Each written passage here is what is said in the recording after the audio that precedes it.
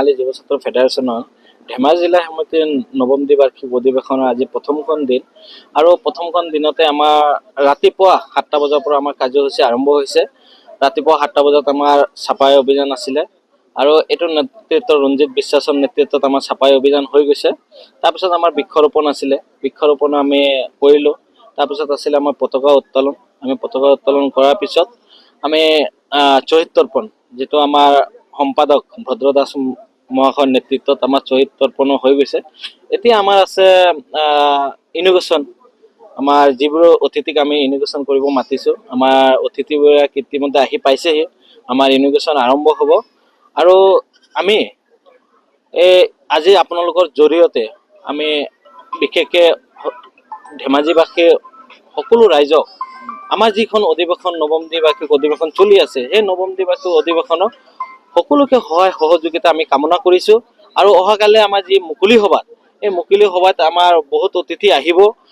আমাৰ বিশিষ্ট আমাৰ মুখ্য অতিথি হিচাপত আমাৰ প্ৰাক্তন কেন্দ্ৰীয় সমিতিৰ সভাপতি দীপক দে মহাশয়, তেখেতে আহিব বুলি ইতিমধ্যে আমাক জনাইছে। আৰু আমাৰ বহুত সাহিত্যিক আৰু বিশেষ সমাজকৰ্মী বিশিষ্ট ব্যক্তিসকলক আমি নিমন্ত্ৰণ জনাইছোঁ, তেখেতলোকে আহিব বুলি আমাক জনাইছে। বিভিন্ন দল সংগঠনক আমি নিমন্ত্ৰণ জনাইছোঁ, তেখেতলোকেও আহিব বুলি আমাক জনাইছে। তো অহাকালিলৈ আমি আশা কৰিম সকলো ৰাইজে আহি আমাক এই যিখন আমাৰ মুকলি সভা, এই মুকলি সভাখন সকলোৱে সহায় সহযোগ কৰিব বুলি আমি আশা কৰিছোঁ। প্ৰথম কথা হ'ল আমাৰ প্ৰতিনিধি সভা আজি ৰাতি আছে জিলা সমিতিৰ। তো আমাৰ টোটেল আঞ্চলিক সমিতি হ'ল 11, লগভগ আমাৰ 500ৰ ওপৰত ডেলিগেট হ'ব, প্ৰতিনিধি থাকিব।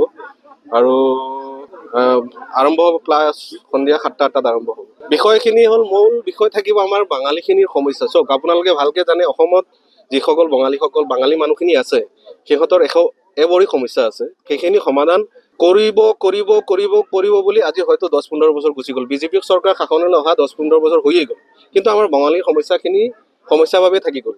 কিন্তু চৰকাৰক বাৰে বাৰে আমি অনুৰোধ আন্দোলন কৰাৰ পিছতো কোনো সুফল আমি পোৱা নাই। কিন্তু এটা কথা ঠিক, এইবাৰ আমাৰ অধিৱেশনৰ যোগেদি আমি এটা আমাৰ চিন্তাধাৰা, আমি এটা লক্ষ্যত উপনীত হ'ম। আমি এইবাৰ কোনো দল নিবিচাৰোঁ, আমি এইবাৰ চাম আমাৰ প্ৰাৰ্থী। সেই হিচাপত আমি আমাৰ আলোচনা আগবঢ়াম আৰু আমাৰ এটা মেইন যিটো মটো থাকিব, সেইটো হ'ব বাঙালীসকলৰ সমস্যা সমাধান। নাই, তেখেত হ'ল আমাৰ অসমৰ এজন দক্ষ মুখ্যমন্ত্ৰী বুলি আমি সকলোৱে জানো বা ভাবোঁ। কিন্তু তেখেতৰ দ্বাৰা আমাৰ বাঙালীৰ যিখিনি সমস্যা আছিলে, সেইখিনি বিভিন্ন জাতি জনগোষ্ঠীৰ সমস্যা সমাধান তেখেতে কৰিছে, তেখেতক আমি ধন্যবাদ জনাওঁ। কিন্তু বাঙালীখিনিৰ যিখিনি সমস্যা, তেওঁ সমাধান এতিয়াও কৰিব পৰা নাই 100%। যিদিনাখন তেওঁ কৰিব পাৰিব, সেইদিনাখনে আমি তেখেতক দক্ষ বুলি আমি ভাবি লওঁ। কিন্তু আমি অসমৰ মানুহে ভাবোঁ তেখেত দক্ষ, কিন্তু আমাৰ কাৰণে তেওঁ দক্ষ হ'ব পৰা নাই।